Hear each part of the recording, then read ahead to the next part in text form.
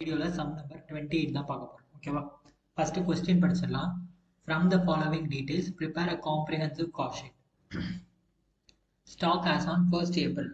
Okay, opening stock கொடுத்துருக்காங்க, raw materials, work in progress, finished goods.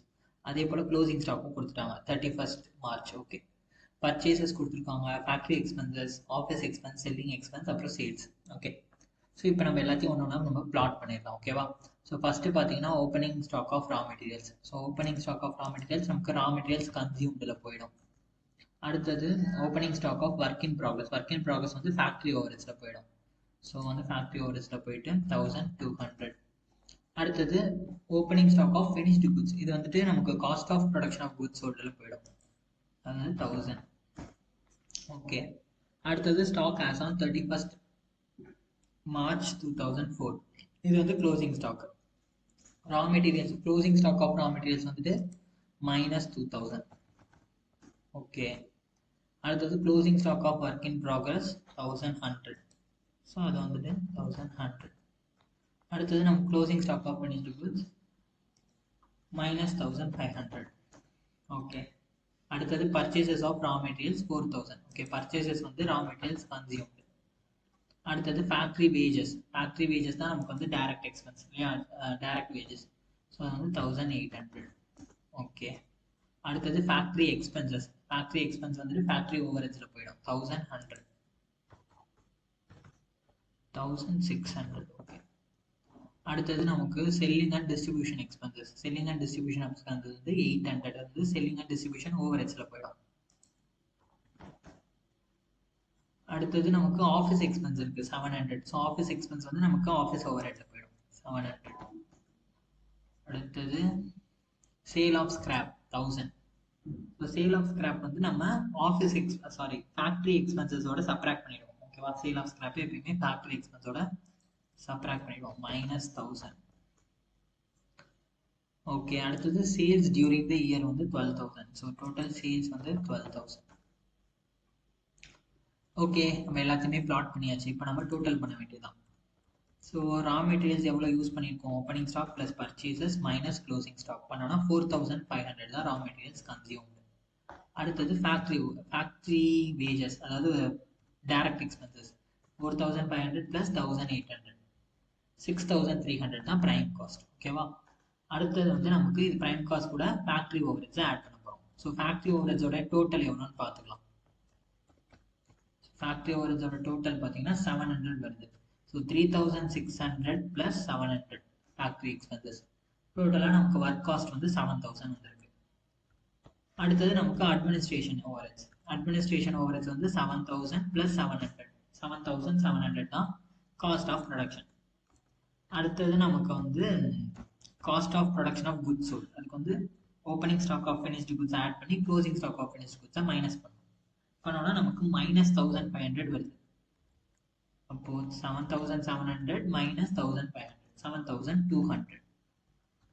அடுத்தது பார்த்தீங்கன்னா selling and distribution overhead. So selling and distribution overhead வந்து 800.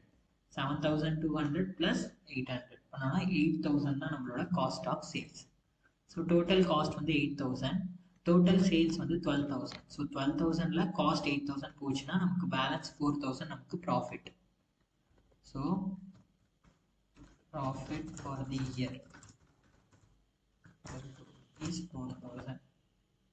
ஓகேவா? So நம்ம profit கண்டுபிடிச்சாச்சு, காஸ்ட் அண்ட் ப்ராஃபிட் கண்டுபிடிச்சாச்சு. அடுத்தது ஒன்று கேட்டிருக்காங்க, the percentage of work on cost to wages, the percentage of administrative overheads to work cost. ஓகேவா? ஸோ ஃபர்ஸ்ட் நம்ம இதை கண்டுபிடிச்சிடலாம். ஸோ ஃபர்ஸ்ட் பார்த்தீங்கன்னா the percentage of work on cost to wages. So work on cost அப்படின்னா நமக்கு factory expenses தான் work on cost. ஓகேவா? Factory expense எவ்வளோன்னு பாருங்க 1600.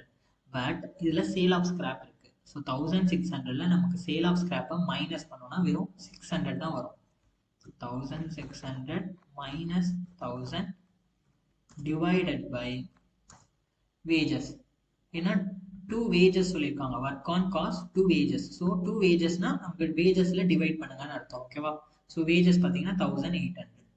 1800 into 100 நமக்கு பர்சன்டேஜ்ல வேணும் இல்லையா? ஸோ அதனால into 100.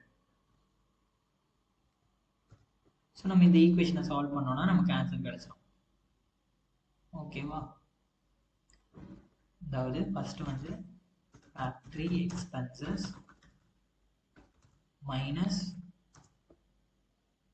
Sale of scrap divided by wages. Factory wages into 100.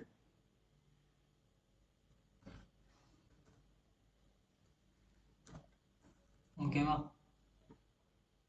So இப்போ நம்ம இதை சால்வ் பண்ண போகிறோம். இந்த ஈக்குவேஷனை சால்வ் பண்ணோன்னா ஆன்சர் வந்துடும் 33.3%. ஓகேவா? ஸோ 33.3% தான் நம்மளோட ஆன்சர். அடுத்தது பாருங்க, the percentage of administrative overheads divided by to work cost. So அப்போ ஃபார்முலா என்னது? administrative overheads divided by work cost into 100. administrative overheads எவ்வளோ இருக்குன்னு பாருங்க. administrative overheads வந்து நமக்கு வெறும் 700 தான் இருக்கு. கரெக்டாக ஒரே ஒரு இதுதான், ஆஃபீஸ் எக்ஸ்பென்ஸ் மட்டும்தான். So 700 divided by work cost வந்து எவ்வளோ கண்டுபிடிச்சோம் நம்ம? 7000. 700 divided by 7000 into 100. 700 divided by 7000 into 100 10% வரும். ஓகேவா? ஸோ 10% தான் அதுக்கான ஆன்சர். ஓகே, ஸோ அவ்வளோதான் இந்த சம். இதில் ஏதாவது டவுட் இருந்ததுன்னா நீங்கள் கமெண்ட் செக்ஷனில் கேளுங்க, நான் ரிப்ளை பண்ணுறேன். ஓகே, பாய்.